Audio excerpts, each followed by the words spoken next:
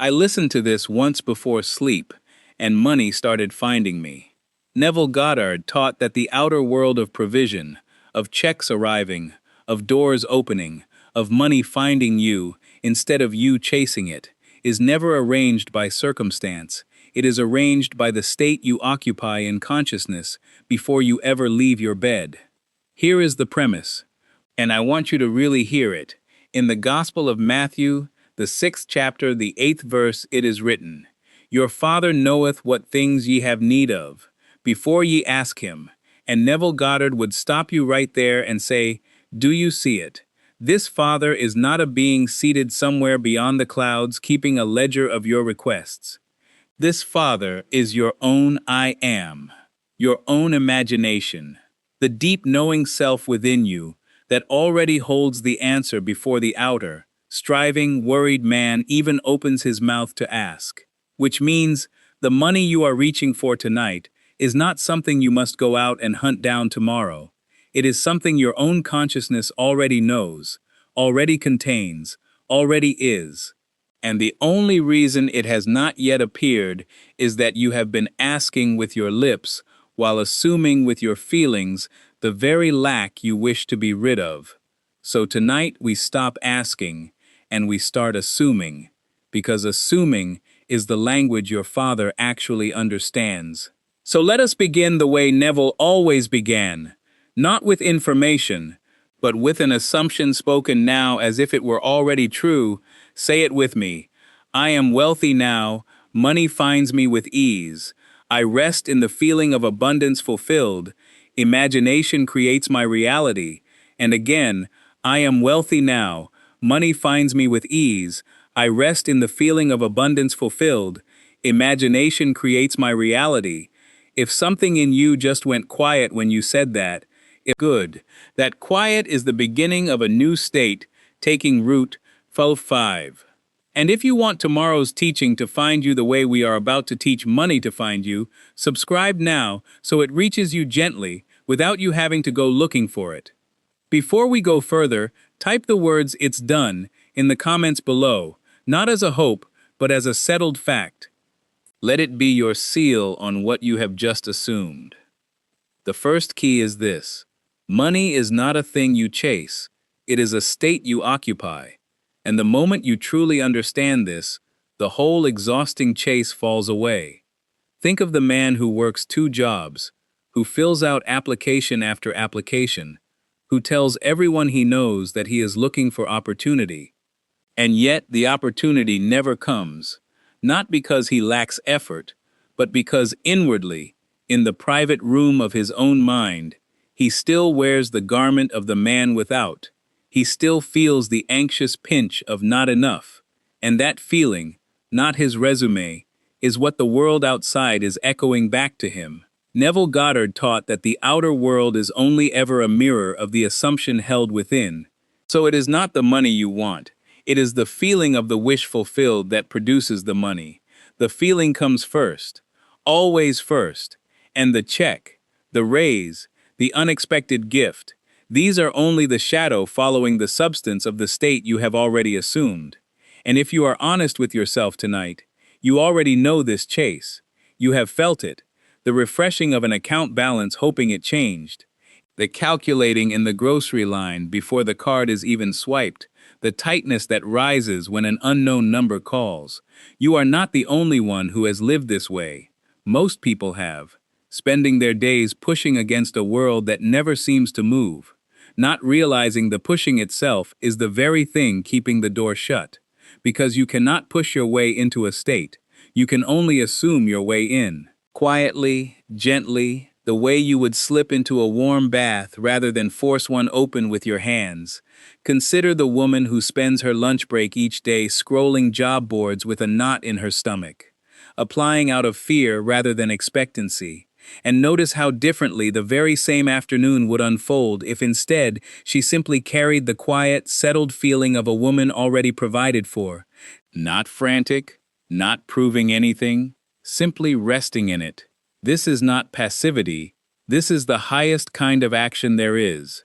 The inner action of assuming first and letting the outer arrange itself around what has already been assumed. So this week, try this. Instead of asking how will the money come, simply assume for a few quiet minutes a day the feeling of a person for whom money is no longer a question. Notice how differently your shoulders sit, how differently you breathe. That is the state, that is the door. And once you have felt it even once, you cannot fully forget the way home to it again. I am the wealthy state I choose to occupy today. The second key is this. I am is the door through which every supply must enter. Whatever you attach to the words I am, you are handing the pen of your life over to write that exact story. When you say quietly to yourself, I am broke, I am behind, I am always struggling with money, you are not describing your life, you are commanding it. Because I am is not a report on conditions. It is a decree spoken from the innermost throne of your own being. And consciousness, being law, must bring conditions into agreement with the decree. Neville Goddard taught that I am is the name of God in you, meaning the pure awareness of being is the actual creative power. And this is worth sitting with for a moment. Because most people treat I am as a small, harmless little phrase, a throwaway word before the real sentence begins. But it is never small. It is the seed itself, and every word that follows it is simply the shape that seed is told to grow into. Think of a man standing in his kitchen on a Tuesday morning, coffee in hand, staring at a stack of envelopes he has not opened, and under his breath he mutters, I am always behind on this stuff. He does not mean it as a decree. He means it as a passing complaint, a little steam let off before the day begins. But Neville Goddard would say, there is no such thing as an idle I am. The deeper mind does not sort your words into serious ones and careless ones. It simply hears the decree and sets to work arranging circumstances that agree with behind. So the same envelopes sit a little longer. The same fog around his finances thickens a little more, not because life is unfair, but because he has been signing his own orders all morning without realizing his hand was even on the pen.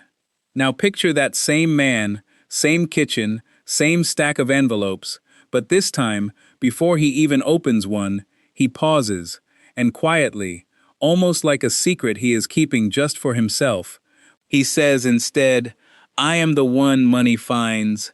I am at ease with these accounts. He does not need to shout it. He does not need to feel instantly convinced. He only needs to hold it the way you would hold a sleeping child, gently, without jostling it awake with doubt, and something in the posture of his whole day shifts. The envelopes get opened a little sooner. The fog lifts a little faster because he has quietly changed what follows I am, and the outer world, being only ever a mirror, has no choice but to rearrange itself around the new decree. This is the daily practice, and it can be done anywhere, in the car at a red light, at the sink washing the same dishes, waiting in a line at the store with nothing else to do. Quietly attach a different ending to I am provided for, I am the one money finds, I am at ease about my accounts. And once you begin guarding what follows those two words, the way a mother guards her child from harm, you will notice the small ways money starts finding you. A bill that turns out lower than expected, a friend who repays an old debt you had forgotten. These are not coincidences. They are the first ripples of a new I am, reaching the shore of your circumstances. I am the one money finds, and I guard that word gently. The third key is this.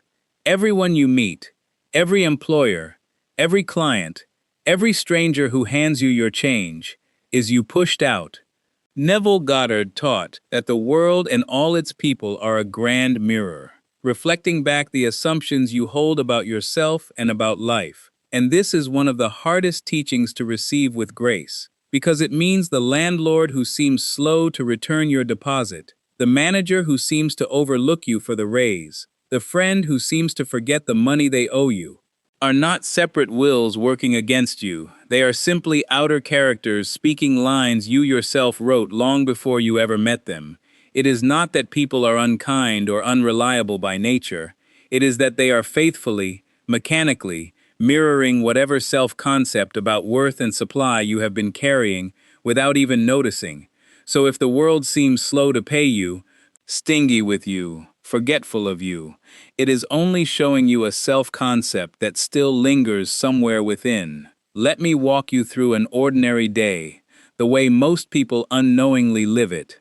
At 7 in the morning the alarm sounds, and the first thought is already about money, a small tightening in the chest, about the bill due Friday. At 8, checking the account balance with a held breath, feeling the old familiar dread confirmed. At 10, sending a hesitant message to a client about an overdue invoice, already braced for silence. At noon, hearing a coworker mention a bonus and feeling that quiet twinge of it is never for me. At 3, scrolling past an advertisement and thinking I could never afford that. At 5, the client's reply finally comes, vague and unhelpful, and it feels like proof of something rather than the fruit of a private assumption. At 6, coming home and telling a spouse, money is just tight right now, it is always tight. At 10, lying in bed rehearsing tomorrow's worries. Do you see it? Not one of these moments was neutral. Each one was a small vote cast for the very lack being complained about, and the world, being a mirror, simply tallied the votes and delivered the expected result. The client did not withhold payment out of cruelty. The client was simply the outer character, standing exactly where the inner assumption placed him. But here is the good news hidden inside this. If the world is you pushed out, then you were never actually fighting an economy, or an employer, or a forgetful friend. You were only ever arguing with your own reflection, which means the same mirror that showed you lack can be made, tenderly and deliberately, to show you plenty. Imagine that same day lived from the wealthy state. The alarm sounds, and the first thought is quiet gratitude. The balance is checked with calm curiosity, rather than dread. The message to the client is sent with an easy, settled confidence, already assuming payment as done. The bonus mentioned at noon is met with a small private smile of, "It is coming to me too." The advertisement is looked at with, "I will have that with ease." The client's reply that evening, whatever it says, is received without alarm because the inner argument has already been settled. The conversation with a spouse is warm instead of tight, and the night closes not in worry, but in the felt sense of already being provided for. Notice that nothing outside was forced or manipulated in this version of the day. No one was pleaded with. No one was chased. The outer characters simply began speaking new lines because the one behind the mirror had quietly changed the script. That single shift, repeated day after day, is what begins to make money find you, rather than you finding money. Everyone I meet reflects the wealthy state I now hold within. The fourth key is this: revise the day before you let it become memory. Neville Goddard taught that no fact is fixed, that the day you have just lived is only clay in the hands of your imagination until sleep seals it. So if today a bill arrived that startled you, or a conversation about money left you feeling small, do not carry that scene into your pillow unchanged. Instead, in the quiet minutes before sleep, replay it as it should have gone. See the envelope opened with ease. Hear the conversation carried in confidence rather than fear. Feel the whole scene the way it would have felt had you already been the wealthy self all along. This is not pretending, and it is not denial of what happened. It is understanding that the past is not as fixed as the clock on the wall would have you believe. Because the moment you revise a scene with feeling, you are not merely comforting yourself, you are altering the very seed that scene would have planted in your future harvest. Think of revision as quietly correcting the manuscript of your day before it goes to print in the story of your life. And consider how ordinary this practice can be. A man spends his afternoon being told by a clerk that his card was declined. He feels the heat rise in his face, the small public shame of it, and if he carries that scene untouched into the evening, retelling it to his family at dinner, replaying the clerk's expression again and again while he tries to fall asleep. He has just handed his own imagination a vivid rehearsal of lack to practice all night long. But if instead, before sleep, he closes his eyes and quietly lives the moment again, only this time the card is accepted without a flicker. The clerk smiles. He walks out into the evening air, unbothered and light. He is no longer rehearsing shame, he is rehearsing ease. And it is the rehearsal, not the actual clerk, not the actual card, that his consciousness accepts as the truth of who he is. A woman I once heard of would come home each evening replaying every small money worry exactly as it had frightened her, and her nights were restless and her days grew heavier. But the moment she began instead to revise, to rewrite the sting out of every scene and replace it with ease, her sleep deepened. And within weeks, she said money started finding me in ways I could not explain. An old debt was suddenly repaid. A client she had given up on finally paid an invoice in full. Notice, too, that revision is not only for the dramatic moments, the missed payment, the hard conversation. It is just as much for the small, quiet frictions, the tightness felt while paying for groceries, the sigh let out while looking at a receipt. These tiny, unnoticed scenes are still being filed away by your imagination as evidence of who you are, unless you gently take them back and retell them. This is what Neville Goddard meant when he said the past is not fixed. He did not mean the world's records change. He meant the impression that scene leaves inside you can be lifted out and replaced. And it is the impression, not the record, that shapes tomorrow. This is what revision does. It clears the debris of the day so that the state you fall asleep in is undiluted. And it is the state you fall asleep in that decides what tomorrow is permitted to bring. I revise this day gently, and I release it clean. Our teach. The fifth key is the deepest one, and it is the reason for the very title of this teaching, because this is the state akin to sleep, what Neville Goddard called falling asleep in the assumption of the wish fulfilled, and it is why simply listening to a teaching like this one, right before sleep, has such quiet power. Let me unfold this slowly, in pieces, because it deserves to be unfolded slowly and not rushed the way most things in life are rushed. First, consider why the threshold of sleep matters at all. In your waking hours, the outer senses are loud. The bills on the counter, the numbers on the screen, the worried tone in a stranger's voice. All of it presses in and argues loudly for the reality of lack. The eyes see the empty account and call it true. The ears hear the collector's voice and call it final. But as you drift toward sleep, the outer senses grow dim. The clamor of the five senses fades like a tide pulling back from the shore. And what remains awake just a little longer is the inner sense, the imagination itself. Neville Goddard taught that this drowsy threshold, neither fully awake nor fully asleep, is the most receptive state there is, because in it, the critical, arguing, doubting faculty of the mind has already gone quiet. The part of you that says, but you know your balance. The part that says, be reasonable. That part has gone to rest a little early. And so whatever you feel as true in that drowsy moment sinks in almost unopposed, the way a seed sinks easily into softened soil rather than hard, dry, sun-baked ground that throws every seed back to the surface.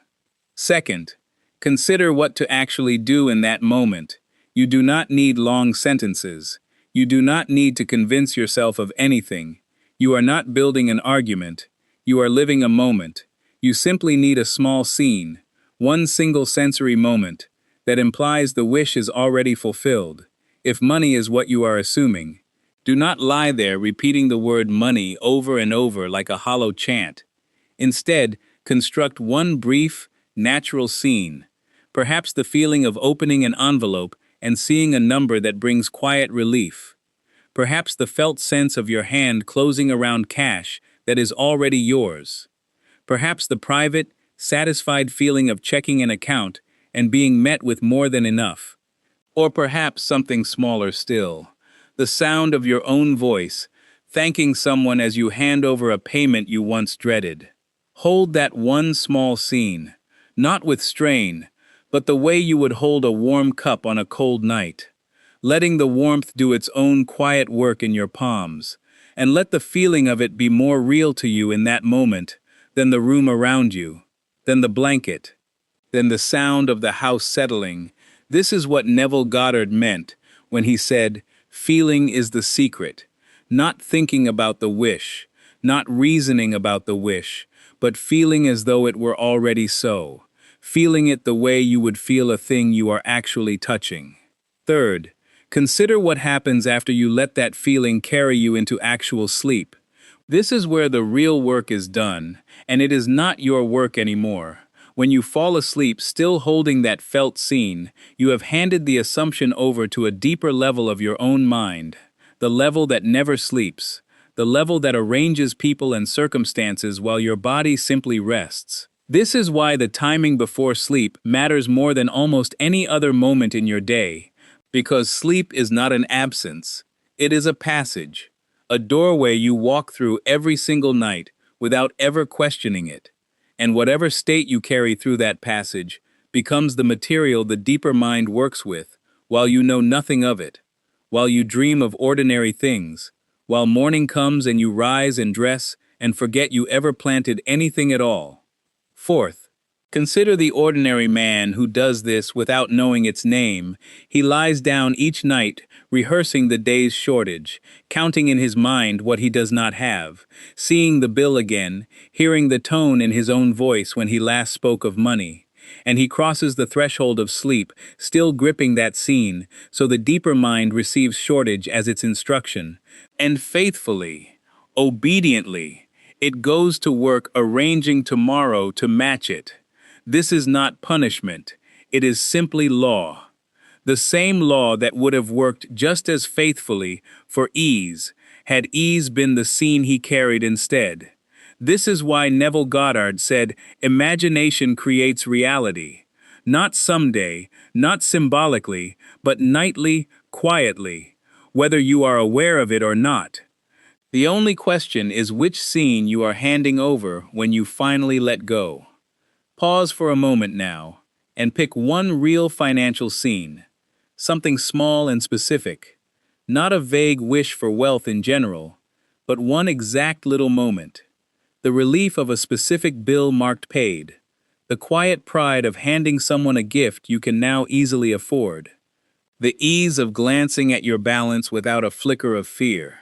The warmth of saying to a loved one, "It is taken care of already." Choose it now. Hold it gently, and know that tonight, as you drift, that one small scene is the seed you are planting in soil that has already been softened for you by the very act of listening. This is the whole secret behind the title of tonight's teaching.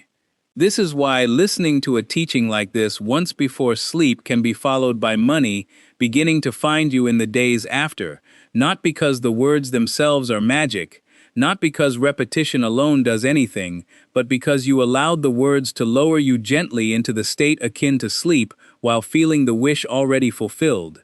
And it is that felt state, carried across the threshold into rest, that the deeper mind then goes to work, fulfilling, quietly, without argument, without asking your permission twice.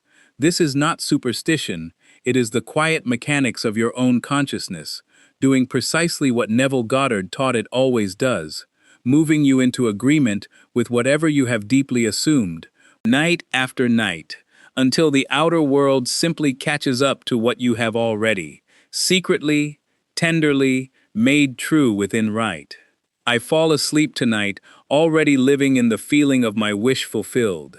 The sixth key is this: persist gently, even when the outer world has not yet caught up with your assumption. Neville Goddard taught that the interval between the assumption and its appearance in the world is the very ground where faith is tested, and it is here that most people quietly give up.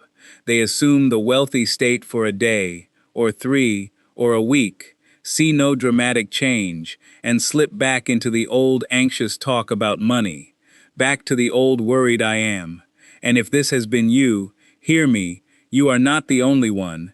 Nearly everyone who has ever tried this has stood at this exact ledge and felt the pull to abandon the assumption the moment the mailbox looked ordinary again. Let me give you a small, ordinary story of what persistence actually looks like. A man begins assuming nightly that he is provided for, that money moves toward him with ease. The first week passes and nothing outward changes. The bill still arrives at the same amount. The account still holds the same figure, and an old, familiar voice inside him whispers, "You see, it is not working. You are just imagining things." And this is the exact fork in the road.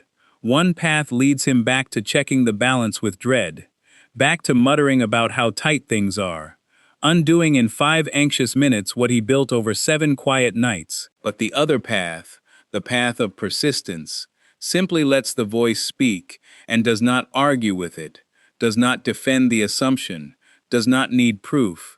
He simply returns again that night to the same felt scene, calm, unhurried, almost bored with waiting, because he no longer needs the outer world's permission to feel wealthy. And it is precisely this quiet, undramatic return, night after night, that Neville Goddard called the discipline that outlasts appearances. Think of it this way.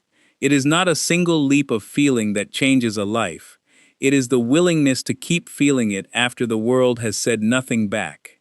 A garden planted once, and then abandoned at the first still morning, never becomes an orchard, but a garden tended quietly, even through weeks that show no visible change beneath the soil, becomes in its own season more fruit than the hands that planted it can carry. So let the days that show nothing be no argument at all.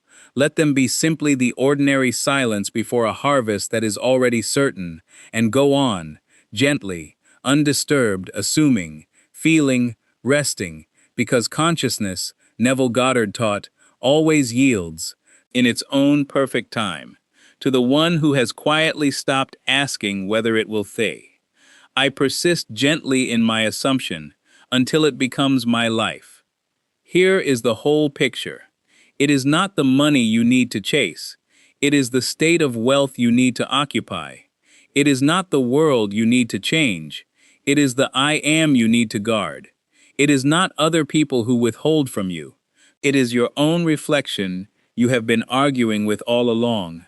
It is not the day's events you must accept as final. It is the day's events you are always free to revise. It is not effort before sleep that plants the seed. It is the felt scene you carry gently across that threshold. And it is not a single burst of belief that finishes the work. It is quiet persistence that lets the harvest come in its own season. It's 6 keys, and yet only ever one turning of the same single door. The door marked I am, opened a little further each time you dared to assume, before you had any evidence at all.